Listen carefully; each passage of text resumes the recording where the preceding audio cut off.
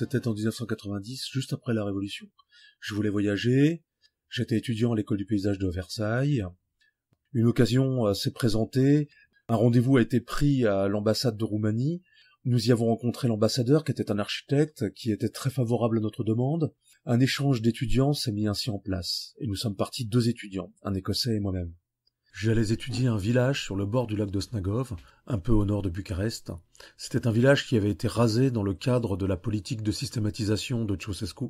Cette politique consistait à détruire les centres anciens des bourgs et des villages et à construire à la place des maisons de ville détruites des petits immeubles R+2, R+3 qui devaient apporter un peu plus de confort aux paysans. Sur ce village de Vediceasca, peu à peu les habitants reconstruisaient leurs maisons, réouvraient leurs puits et replantaient leurs jardins. J'allais étudier la réalisation d'un parc au sein de ce village qui permettait de réaliser un équipement public au bord du lac. Le pays était encore marqué par la dictature de Ceausescu. Il manquait à peu près de tout, mais nous, curieusement, nous n'avons manqué de rien, dans la mesure où on était très entourés et chacun nous épaulait, nous accueillait. On n'a vraiment manqué de rien. La jeune démocratie n'était plus communiste, mais socialiste.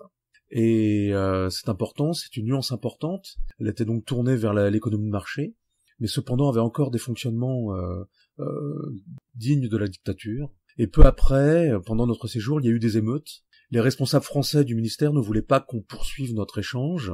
C'était trop dangereux, en particulier pour les étrangers comme nous. Mais moi, j'ai persévéré. Et j'ai continué mon travail de diplôme sur le lac de Snagov, au nord de Bucarest. Sur le bord de ce lac, l'équipe d'urbanistes avait prévu de réaliser un parc pour que le peuple puisse profiter de cet espace et qu'il ne soit pas privatisé. J'avais envie de découvrir un monde qui ne fût pas construit sur la consommation et le capitalisme et où l'on pouvait vivre de peu. Je ne connaissais rien à ce pays. Et je me rappelle très bien avoir vu des reportages lors de la Révolution roumaine à la télévision, et j'avais été très surpris de voir l'importance de la francophonie dans ce pays. C'est un pays latin qui est marqué d'influences slaves, turques et françaises, et c'est là-bas que j'ai compris que j'étais vraiment, moi aussi, latin. On s'est très bien entendu avec les Roumains, avec notamment la famille du ministère qui nous a accueillis. J'ai bien fraternisé, et une amitié est née avec la déléguée du ministère de l'Urbanisme, déléguée aux relations extérieures, qui était à notre petit soin. Parfois, notre attitude très libre et très légère de Français n'était pas comprise. Nous partions en voyage un peu partout dans le pays, sans trop prévenir, sans contrainte, sans argent, sans savoir où dormir, et ils n'avaient jamais vraiment vu ça. Et vraiment, cette idée de liberté et de légèreté a vraiment marqué un peu notre séjour, et je crois qu'on leur faisait aussi du bien, quelque part, par notre jeunesse et notre insouciance.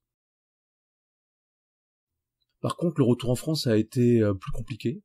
En fait, j'étais devenu un peu roumain. J'ai écrit un livre trilingue sur cette histoire, qui s'appelle Architecture du nom. Son titre explicite l'importance que cet échange a pu prendre dans la construction de ma personnalité.